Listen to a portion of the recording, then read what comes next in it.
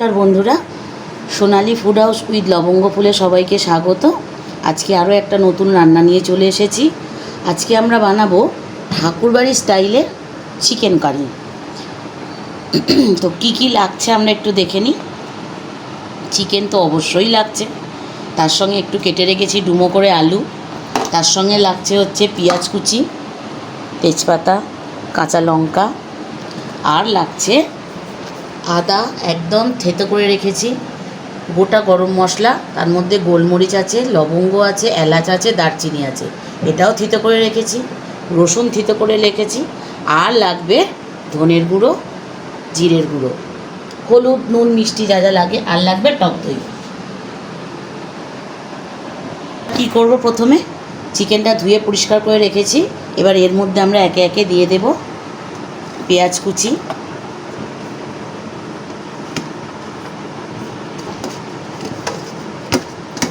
তেজপাতা,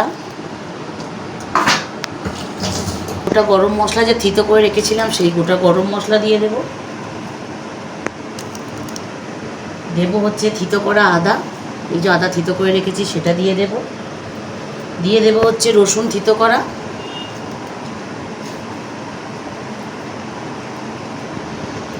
দিয়ে দেব হচ্ছে জিরের গুঁড়ো,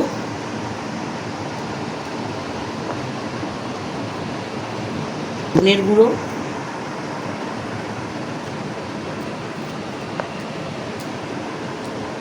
দই আমি একটু চিনি দিয়ে ফেটিয়ে রেখেছি সেই টক দইটা দিয়ে দেব।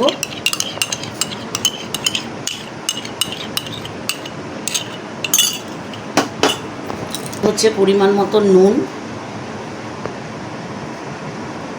আর দেব হচ্ছে হলুদ, ঘি,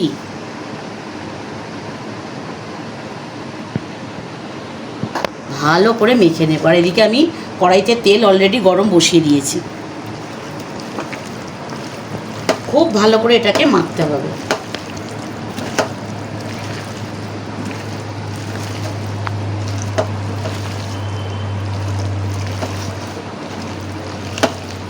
তেল গরম বসিয়ে দিয়েছি, এর মধ্যে গোটা জিরে ফোড়নে দিয়ে দিলাম। চিকেনটা সুন্দর করে মেখে নিয়েছি। এবার এই মেখে রাখা চিকেনটা আমি তেলের ওপর দিয়ে দেব।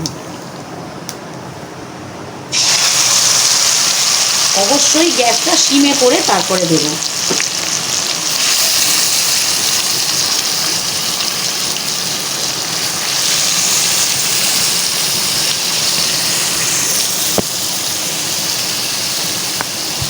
এবার কেটে রাখা আলুগুলো এর মধ্যে দিয়ে দেব।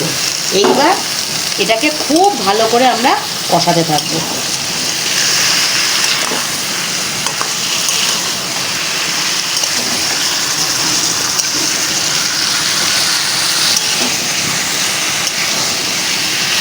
এইভাবে আমরা চাপা দিয়ে দিয়ে মাংসটাকে খুব সুন্দর করে কষিয়ে নেব।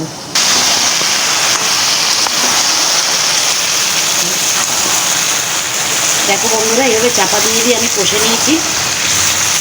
মশলা থেকে কিন্তু তেল ছেড়ে গেছে। এইবার আমি এর মধ্যে একটু জল দিয়ে দেবো। দিয়ে দিচ্ছি এর মধ্যে জল। আলুটা মাংসটা ভালো করে সিদ্ধ হতে হবে, তো তার জন্য দিয়ে দিলাম জল। এবার এই পজিশানে এসে নুনটা অবশ্যই চেক করে নিতে হবে। এবার এটাকে আমরা হতে দেব। এবার ঢাকাটা খুলে দেখি পজিশানটা কি হয়েছে।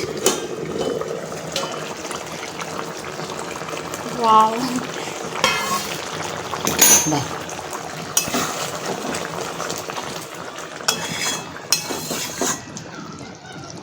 সব সুন্দরভাবে সিদ্ধ হয়ে গেছে। এবার আমরা এটাকে নামিয়ে নেব। আমাদের রেডি হয়ে গেছে ঠাকুরবাড়ির স্টাইলের চিকেন।